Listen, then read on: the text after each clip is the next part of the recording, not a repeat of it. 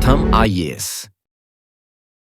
Good morning friends, आपका अपने platform प्रथम आईएएस पर आपका स्वागत है। जैसा कि आपको पता है, प्रथम आईएएस की यूट्यूब पर क्लासेस ऑलरेडी चल रही हैं। इस करंट अफेयर्स की सीरीज में हम आपको एग्जाम से संबंधित महत्वपूर्ण तथ्यों को संकलित कर आपके सामने प्रस्तुत करते हैं, जिससे आपको करंट अफेयर्स के लिए कहीं भी इधर उधर भटकने की जरूरत ना हो।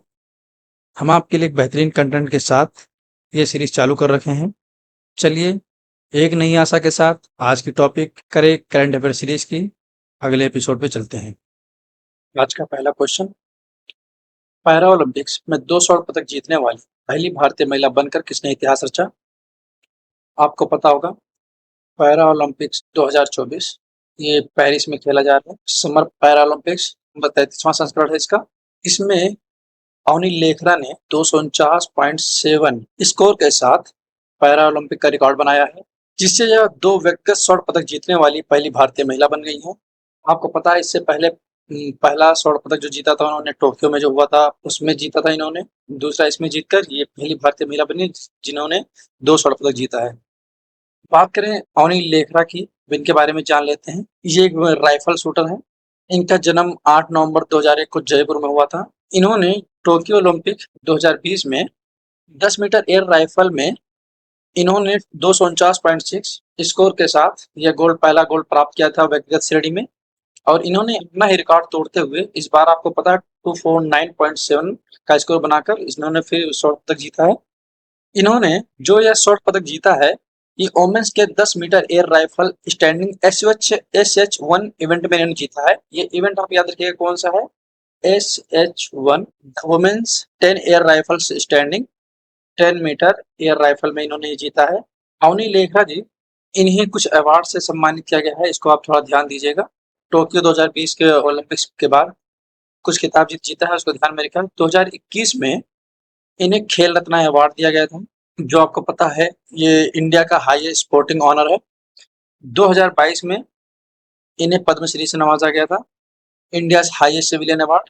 ये आप दोनों याद रखिएगा। हम अब बात कर लेते हैं प्रीति पाल, जो पैरा ओलंपिक्स चल रही है। इसमें इन्होंने एथलीट श्रेणी में वुमेन्स के 100 मीटर T35 श्रेणी में इन्होंने ब्रॉन्ज जीता है। बात करें मोना अग्रवाल की, इन्होंने शूटिंग में वुमेन्स के 10 मीटर एयर राइफल में, जिसमें अवनी लेखरा जी ने जीता है, उसी में 10 मीटर एयर राइफल में SH1 श्रेणी में इन्होंने भी ब्रॉन्ज जीता है। बात करते हैं मनीष नरवाल, इन्होंने शूटिंग में 10 मीटर एयर पिस्टल में, ये आप याद रखिए ये एयर पिस्टल है ना कि एयर राइफल। अवनी लेखरा जी ने एयर राइफल में जीता है, मनीष नरवाल जी ने एयर पिस्टल में जीता है। इन्होंने भी सिल्वर जीता है।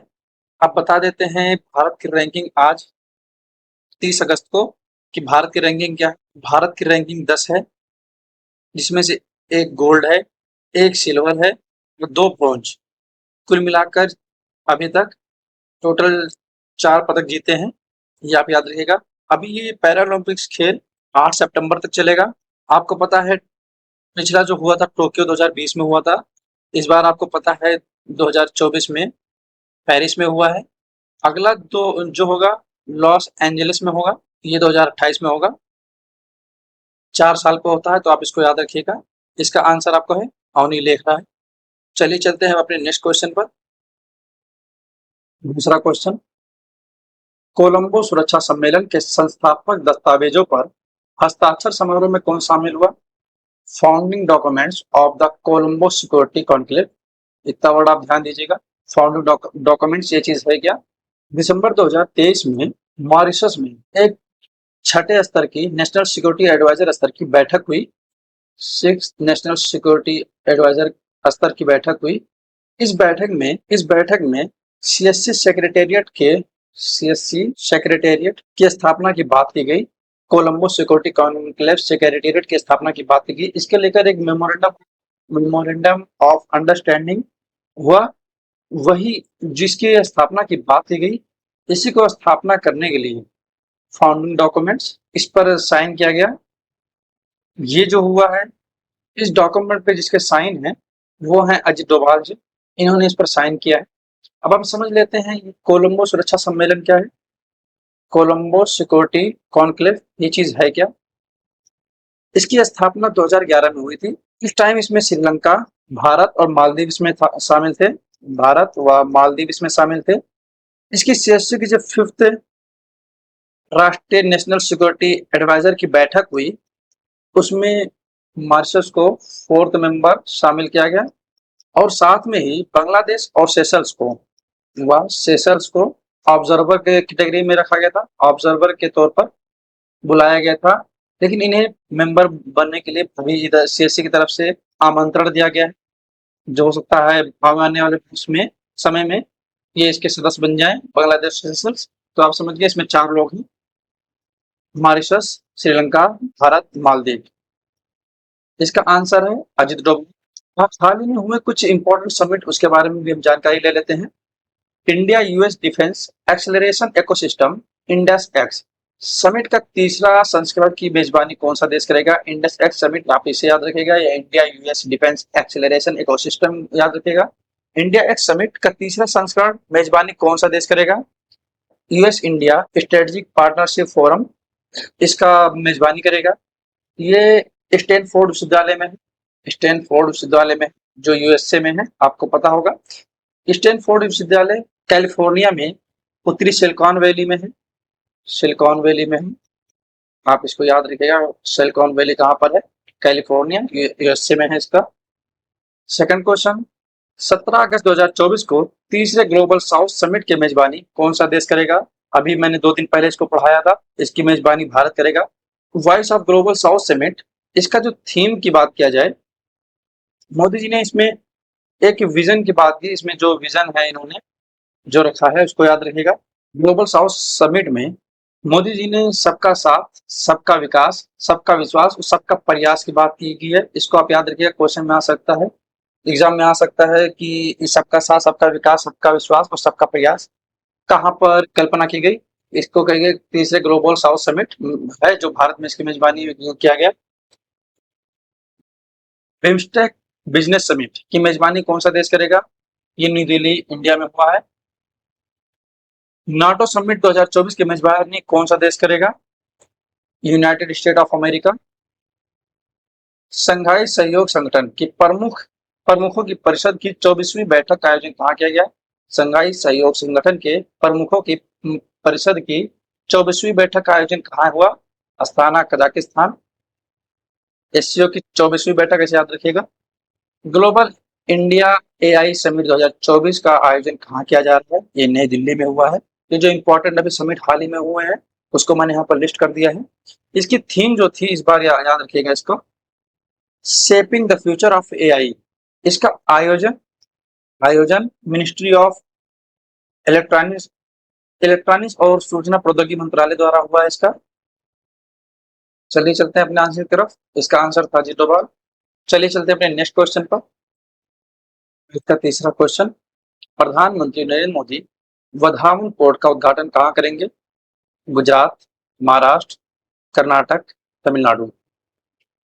30 अगस्त 2024 को कल ही प्रधानमंत्री जी पालघर महाराष्ट्र में 76,000 करोड़ रुपए की 76,000 करोड़ रुपए की इस वधावन पोर्ट का आधारशिला रखा इन्होंने। ये जो वधावन पोर्ट रहेगा ये इंडिया का सबसे गहरा वाटर पोर्ट रहेगा, India's largest deep water port. इसको आप ध्यान में रखिएगा।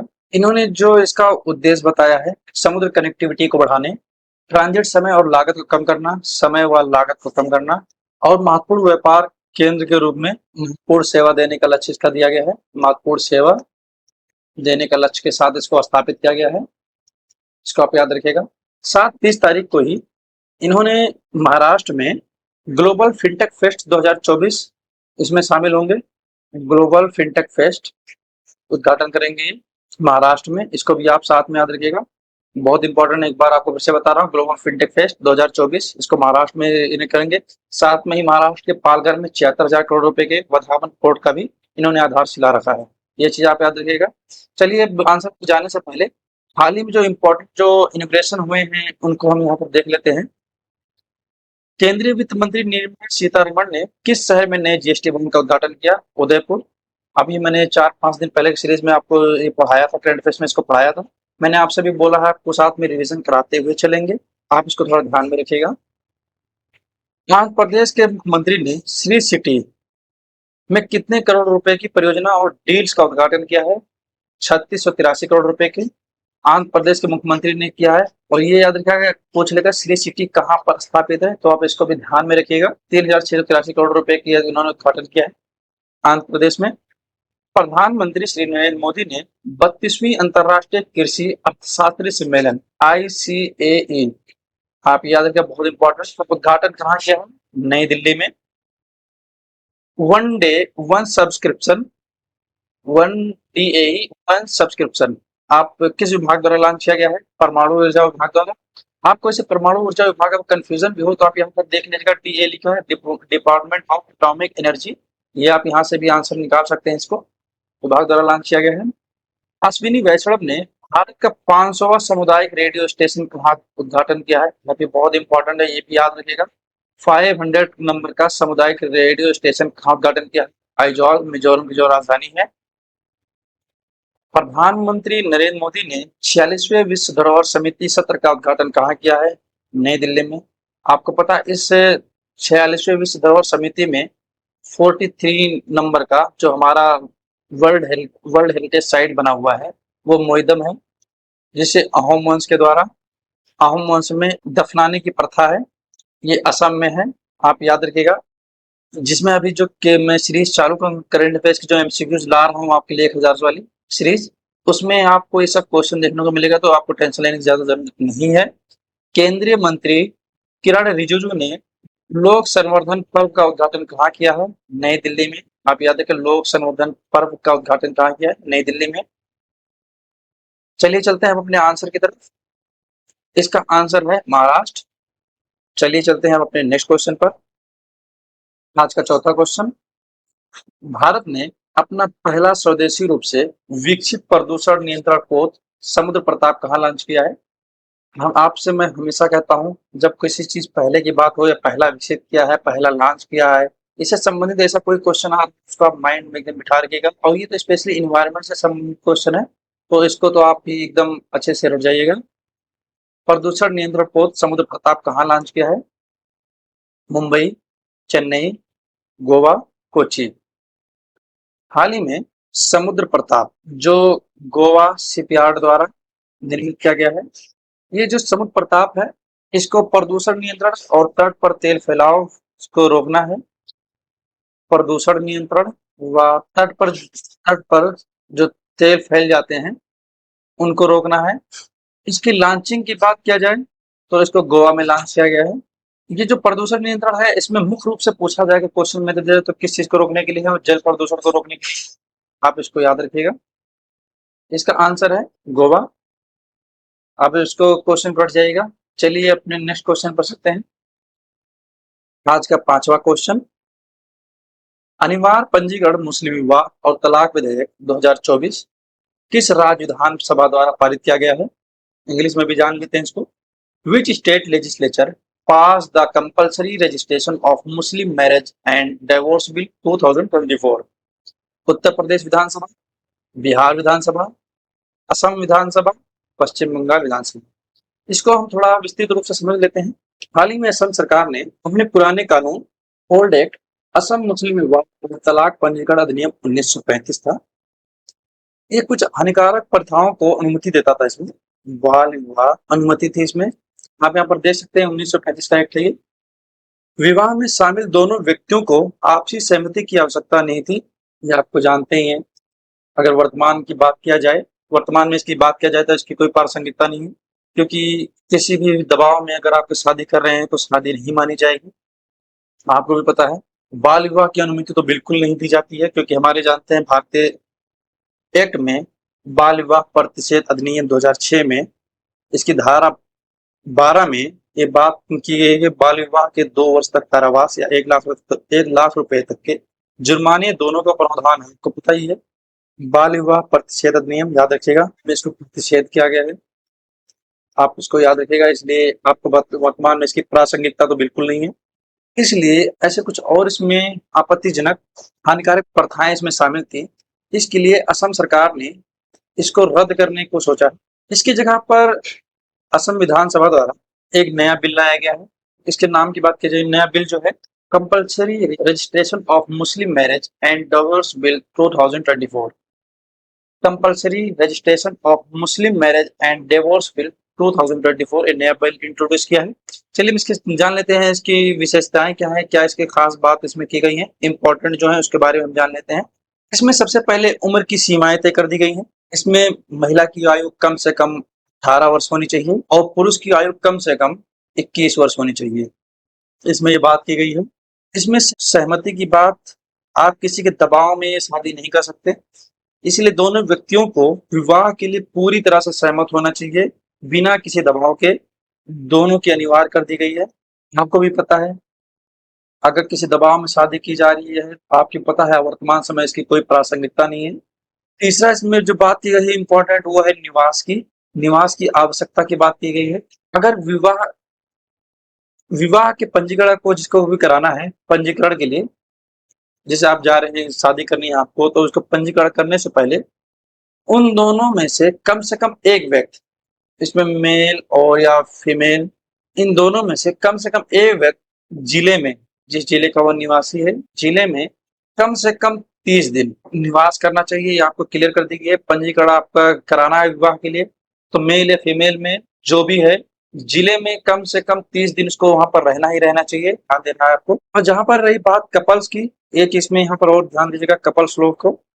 इसमें जो कपल्स हैं, अगर अगर विवाह करना चाहते हैं, अगर कोई भी कपल्स आपका विवाह करना चाहते हैं, वो 18 साल के ऊपर हैं, जो इसमें एज लिमिट दिखाई गई है, उम्र की सीमाएं, एक 18 साल की महिला होनी चाहिए, लड़का 21 साल का होना चाहिए। ये विवाह अगर करना चाहते हैं तो इसकी जानकारी विवाह और तलाक रजिस्ट्रार को शादी से कम 30 दिन पहले सूचित करना पड़ेगा आपको। ये आप याद रखिए, कम से कम 30 दिन पहले आपको सूचित करना पड़ेगा। उसके बाद ये जो अवधि दी गई है 30 दिन, इसमें किसी प्रकार की भी आपत्ति, अगर किसी को कोई समस्या उत्पन्न होती है, तो आप इसमें कंप्लेंट राइज कर सकते हैं। उनकी फैमिली होगी या कोई भी, ये जो रजिस्ट्रार होंगे, इनका एक कार्य होगा कि वो पूरी रिस्पॉन्सिबिलिटी लें, इसकी इन्वेस्टिगेशन करें और इनको सुनिश्चित करें कि यहाँ पर सभी चीज लीगल व प्रॉपर तरीके से हो रही है। ये चीज आपको ध्यान देने वाली बहुत इंपॉर्टेंट है। ये रही पूरी प्रक्रिया जो असम विधानसभा ने नया बिल पारित किया है, compulsory registration of Muslim marriage and divorce bill 2024। ये सब कुछ इसका जो विशेषताएं थी, मुख्य मुख्य मैंने यहाँ पर इसको पढ़ा दिया है। अब बात रही असम की, थोड़ी हम असम के बारे में जानकारी ले लेते हैं। एग्जाम की दृष्टि से कहीं पूछ लिया जाए किसी में, तो इसकी जो स्थापना है 26 जनवरी 1950 को हुई थी। यहाँ के जो सीएम हैं, हेमंत बिस्वा शर्मा यहाँ के सीएम हैं। गवर्नर की बात किया जाए तो यहाँ के गवर्नर हैं लक्ष्मी आचार्य जी। यहाँ असम विधानसभा की सीटें 126 हैं। लोकसभा की सीट की बात किया जाए तो लोकसभा की यहाँ की 14 सीटें हैं। यहाँ असम में कुल मिला टोटल 35 जिले हैं, 35 डिस्ट्रिक्ट। को असम का मैप दिखा देते हैं। ये रहा असम। यहाँ पर असम का मैप देख सकते हैं। यहाँ पर आपको पता है, यहाँ पर अरुणाचल प्रदेश है, यहाँ पर आपको पता है यहाँ भूटान है, यहाँ पर ये जो एरिया लगता है ये वेस्ट बंगाल का है। ये जो एरिया आप यहाँ पर देख रहे हैं, यहाँ पर मेघालय है। यहाँ से अब छोटा सा एरिया जो आप यहाँ पर लगा हुआ है, यहाँ पर त्रिपुरा है। यहाँ पर जो एरिया है ये मिजोरम है। पड़ोसी राज्यों को आप याद रखिएगा, मणिपुर, नागालैंड। अब इतने इसके पड़ोसी राज्य हैं। यहाँ पर आप देख सकते हैं भूटान और यहाँ पर बांग्लादेश, दो देश इसके बाउंड्री टच करते हैं। यहाँ पर कुछ इंपॉर्टेंट प्रोटेक्टेड एरिया दिया गया हुआ है, इसको हम देख लेते हैं। एग्जाम की वजह से थोड़ा इंपॉर्टेंट मैं पढ़ता जा रहा हूँ, अब जो आपको दिखे ना वो आप नोट करके चलिएगा। Chakrashila wild life sanctuary, Manas national park, Deepor Beel wild life sanctuary, Amchang wild life sanctuary, Pobitora wild life sanctuary, Orang national park, Borail wild life sanctuary, Laokhowa wild life sanctuary, Sonai Rupai wild life sanctuary, Nameri national park, Kaziranga national park, Garampani wild life century. यहाँ पर एक देख सकते हैं, यहाँ पर 13 number पर, इसको आप नोट कर लीजिएगा, होलोन गापार गिबन सेंचुरी। ये बहुत इंपॉर्टेंट है। ये होलोंग गोपार गिबन सेंचुरी, ये इसे काजीरंगा गिबन सेंचुरी भी कहा जाता है। असम में कार्बी एंगलोंग जिले में ये स्थित है। यहाँ भारत का एकमात्र गिबन संरक्षण क्षेत्र है, ये बहुत इंपॉर्टेंट हो गया इसलिए। इसे 1997 में स्थापित किया गया था। यहाँ पर हुलाक गिबन नामक एक विशेष प्रजाति पाई जाती है, जो दक्षिण एशिया की गिबन प्रजातियों में से एकमात्र है। इसको मैं हिंदी में नाम यहाँ पर लिख दे रहा हूँ, होलोंगापार गिबन सेंचुरी। चलिए चलते हैं हम अपने क्वेश्चन पर। इसका आंसर था असम विधानसभा। चलिए चलते हैं अपने नेक्स्ट क्वेश्चन पर। आज का 6वां क्वेश्चन, दुनिया का पहला 3D प्रिंटेड अग्निबाण सॉर्टेड रॉकेट किसके द्वारा लॉन्च किया गया है? Which organization launched the world's first 3D printed rocket Agnibaan sorted? ISRO, Agnikul Cosmos, DRDO, Skyroot Aerospace. हाल ही में अग्निकुल कॉस्मोस ने अग्नि रॉकेट, जिसका नाम है अग्निबाण sub article technological demonstrator sorted, नाम लिख दे रहा हूं यहाँ पर, इसको लॉन्च किया है। इसकी जो खास बात है, ये दुनिया का पहला 3D प्रिंटेड रॉकेट है। इसको आप याद रखिएगा। पहला 3D प्रिंटेड मंदिर पूछा गया, उस पर क्वेश्चन यूपी में भी पूछा गया। ये दुनिया का पहला 3D प्रिंटेड रॉकेट है, इसको आप याद रखिएगा।